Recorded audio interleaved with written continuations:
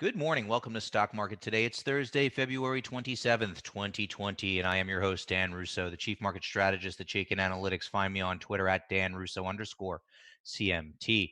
Stock Market Today brought to you today and every day by Chaikin Analytics. Head over to chaikinanalytics.com/today. Sign up for a free email where we get a lot of the content for this show, as well as give you daily stock ideas to consider. It hits your inbox every trading day before the market opens. So U.S. equities closed mostly lower on Wednesday after a morning rally was not sustained. Technology was the only sector to finish higher on the day. Energy was the biggest loser.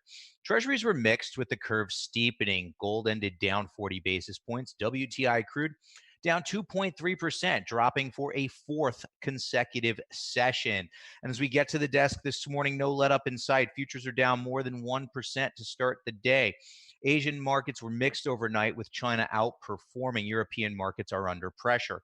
Treasuries are stronger, with the curve steepening. The dollar is weaker versus both the yen and the euro. Gold is up 40 basis points, and WTI crude down another 2% and is now off by nearly 10% over the past 4 days of trading. And as we look at the structure of the S&P 500 here, just as we were talking about yesterday, we cut through this support level like it wasn't even there.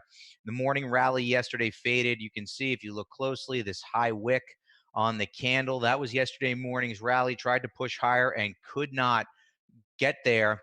We actually faded throughout the course of the day, leading to a fifth consecutive decline. Now, support is in the 3,000 to 3050 range. 3050 kind of lines up with the 50-day moving average and the breakout from the summer consolidation. Resistance is up here near this gap, near 3250. RSI becomes oversold again. It's still oversold, and it's the first time it's been oversold since last August. And Chaikin money flow is now neutral to slightly bearish. So we're still probing and still looking for some signs of stabilization. Haven't really seen any yet. Maybe the 200-day moving average begins to come into play with the 1% decline that we're seeing here this morning. However, I think we need some time to stabilize here. A lot of fear, a lot of uncertainty in the market for the time being.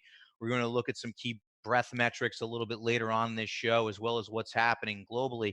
But for now, I think it makes sense to give the market some time to kind of find its footing, stabilize. As always, manage your risk, right? We always advocate for having a solid and disciplined risk management process, and hopefully that has kicked in for you with this 5-day decline that we've seen here in the S&P 500. So let's hit our market in a minute. What are we writing today? We've already talked stocks fall for a fifth consecutive day. Breadth metrics in the U.S. weakened beyond last summer's lows. We'll take a look at what that means a little bit later on the show, as global markets break down as well. We're highlighting key Fibonacci retracement levels in our note today. As we get these declines. We've had that big run since the December 2018 lows. We want to highlight some of the key retracement areas should they begin to come into play. And as we said, futures do point to a lower open here today. So for the major indices, from a power bar perspective, the Dow lost nearly 40 basis points yesterday. Further deterioration in the power bar, one bull to only 8 bears. S&P 500 down a like amount, 32 basis points, 37 to 111, bulls to bears there. The NASDAQ did buck the trend yesterday with tech heading higher. 12 bulls to 15 bears for the NASDAQ. Small caps, another big underperformer again, down over 1% on the day, 232 to 369, bulls to bears for the NASDAQ. Bonds as a group were down. Really, it was mixed depending on where you looked across the curve. According to the Chaikin Power Bar, large cap stocks are more bearish than small cap stocks. Major indexes across the board, however, are mixed. Let's hit our stock of the day now. And a stock of the day is actually one that I'm highlighting here in my note to Chaikin Analytics clients. If you've taken that 14-day trial, or if you are an existing client, you'll have read about Hess this morning. Hess has a very bearish Chaikin Power Gauge rating due to very poor financial metrics, very weak earnings performance, and very negative price, and very negative expert activity. Stock does have some solid technicals of late, although I'd call it choppy as best. But when we take the 20 factors, 5 in each of these 4 categories, we come out with a very bearish rating for a stock that has a weak trend below the declining long-term trend line and is in a weak industry group, right? Should be no surprise to anybody that energy is and has been weak. We've been highlighting it for what feels like forever now. As we take a look at Hess and why we're highlighting it as a bearish stock today, well, you have that very bearish rating being met with underperformance, right? So market and model are in agreement. At the same time, money flow is bearish, right? Stock is definitely under distribution, and it's overbought here in the near term, with the overbought oversold indicator beginning to move lower in an overbought condition. So on top of that, we triggered one of our sell signals today. Definitely a name you want to avoid if you do trade to the bearish side. Perhaps you want to look to see if there's a decent setup in the options. But regardless, energy remains an area of the market where we want to avoid. And some of the names in there that could present some opportunities if you do trade to that side of the book, Hess being one of them. Let's look at our sector tracker now, the movement of the major sectors of the market over the last 5 days of trading. Very similar theme playing out, right? Everything lower over the past 5 days with the big drop in the market here. So it really is, it's a function of looking for what's been less bad at this point. And the things that have been less bad uh, remain the same for the third day in a row. It's your defensives, it's your staples, utilities, real estate, right? Kind of outperforming, right? In this case, meaning they're going down less than the overall market. That's defensive play. That's investors running away from the more offensive areas of the market and favoring defensives. Healthcare, materials, industrials, and discretionary are middle of the road here. Obviously, all lower over the past 5 days. Financials being impacted by that big decline in yields. 10-year yield, as I was reading this morning, was actually below 1.3%. Comps, tech, and energy round out the bottom of the list. Energy just, really just continues to be an area of the market to be avoided. No end in sight for now. Obviously, we'd want to wait for a stabilization, but just don't see it yet. Technology under pressure, right? A lot of exposure to China and Asia in particular. So coronavirus obviously having an impact there, and comms, the bigger, more offensive names kind of weighing on that group. As we look at our industry in focus today, it's transportation services. Again, this is auto generated, and I look at it for you in real time. And transports over the past 6 months have underperformed the S&P 500 by 3.87%. And the power bar ratio, which measures future potential, hints at more to come.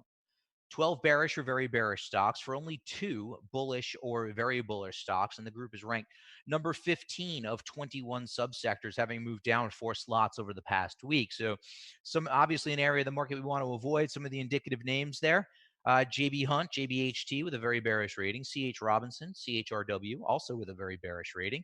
And Macquarie Infrastructure, MIC, with a very bearish Chaikin Power Gauge rating. So if you own these stocks, you have to kind of ask yourself, why do I own them? And if you're looking for potential bearish opportunities, should the market continue to move lower, this is some decent names to take a look at. As we look at the structure of the fund itself, its ETF rating is neutral plus, and that's largely a function of falling below the trend line here. XTN 12 to 2, bears to bulls, weak trend below the declining long-term trend line. Now, the fund has been an underperformer since December, and overbought, oversold is middle of the road. Money flow is mixed, really just kind of choppy at best. Doesn't look like anything we want to get excited about here in the near term. Potentially some support down here around the $56 level, lining up with the summer lows and the lows from last spring. Not quite there yet, just not an area of the market that's appealing to us in any way, shape, or form here. Very close to taking out those lows for those of you who've kind of followed the Dow and the transports, right? This is obviously a bearish sign. Should those lows be taken out? So watch that $56 level closely for XTN. Just obviously an area of the market that's impacted by coronavirus and general fears of global growth slowing. So just not an area of the market where we want to be focused for bullish ideas for the time being. Let's take a look at what's trending now. Yesterday's S&P 500 gainers and losers, our movers and shakers.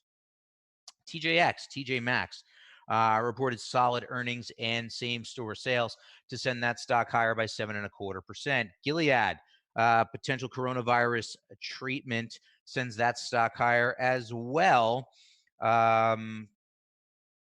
It was initiated at Barclays today with an underperform rating, so see how that stock trades. CME caught an upgrade yesterday at UBS, and I'll notice that the exchanges have been trading well of late. Obviously, volume and volatility bullish for the exchange stocks. Netflix, didn't see anything real company specific there to drive that stock higher by 5.3%, but as you can imagine, if people have fears around coronavirus and leading to a tendency to not go out as much or stay in. You can potentially see the benefit to Netflix there.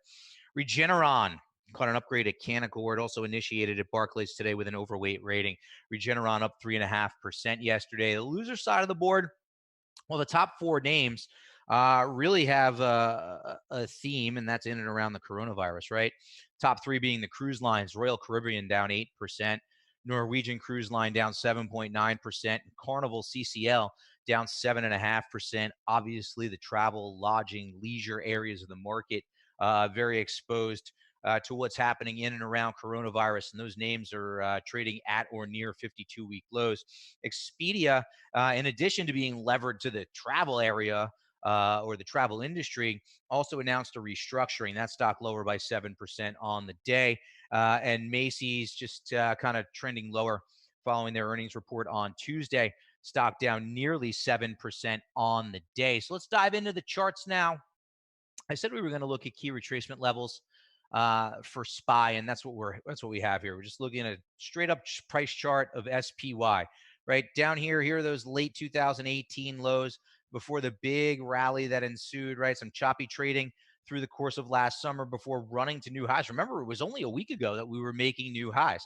So what I wanted to do is start to kind of lay out some of the key retracement levels, and just given the intensity of this move higher, you can see where those key retracement levels kind of line up, right? The 38.2% retracement lines up at around the 296 level, right near the highs from that summer consolidation. Just for reference, the 200-day moving average is right around here, 304, 305. A 50% retracement would take you back towards the summer lows from last year at around 283. And should it get that far, a 62.8% retracement takes you down around the 270 level that lines up with the June 2019 lows, also the early March consolidation and lows there. So I'm not saying we're going there, but I'm just saying that these are possible levels that, should this sell-off intensify, these are key levels to kind of have in mind, right? First stop, 200-day moving average, and below that, you start to look at these key retracement levels. Global markets also swooning here. Here's the ACWI ex-US ETF, the ACWX.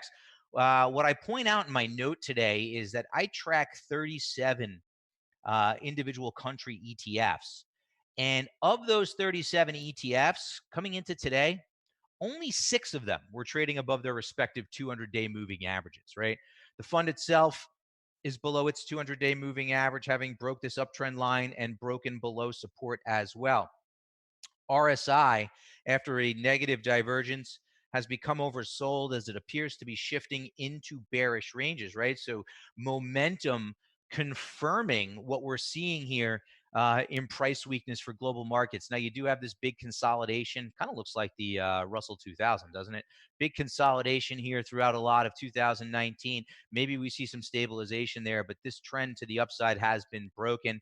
And we are in a downtrend relative to the S&P 500. And finally, look at the breadth deterioration. Percentage of stocks in the S&P 500 above their 200-day moving average falls below 50, also falls below the lows from last summer. Now, a sustained break below 50, such as what we saw in the fourth quarter of 2018, would argue for more downside for the S&P 500. So we're watching this very closely. In the intermediate term, same goes for the percentage of stocks below their 50-day moving average, right? We've fallen below those summer lows, and a sustained break below 30 would argue for further downside here in the S&P 500. Now, what I will say in the near term is we are getting pretty close to washout levels. The percentage of stocks below their 20-day moving average is actually 7% as we enter the day today. So while a near-term bounce can't be ruled out, it does appear that we've done some technical damage to the market here, and that's lining up with what we're seeing in the longer and intermediate-term breadth perspectives. And you can see I've drawn the trend line here on the S&P 500 from those December 2018 lows, and you can see we have broken below that uptrend line. So continue to manage risk. That'll wrap us up for today. Head over to chaikinanalytics.com/test drive to sign up for your trial. I'll see you tomorrow, folks.